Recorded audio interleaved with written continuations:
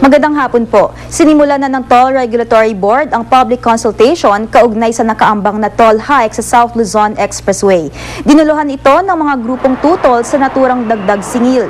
Tinawag na moro-moro ng abogado ng grupong kontra sa toll hike ang public hearing dahil tiyak naman daw na ipatutupad ito sa SLEX. Nagbigay naman ng computation ng cost sa TRB ang grupo base sa ipinasa sa kanila ng foreign contractor.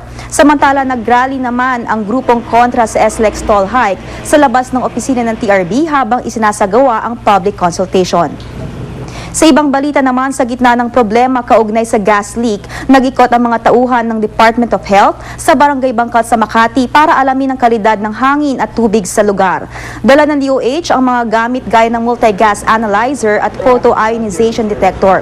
Tumunog ang detector sa tabi ng West Tower. Indikasyon daw ito na may mga nasasagap itong vapor na mataas ang level, pero hindi pa nila matukoy ang nilalaman nito. Kailangan pa talaga ng mas malalim na pag-aaral. Pagdating sa tubig, walang problema sa amoy nito.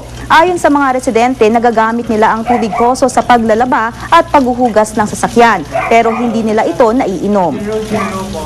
Mula sa tahanan ng katotohanan, ako po si Lay Alves.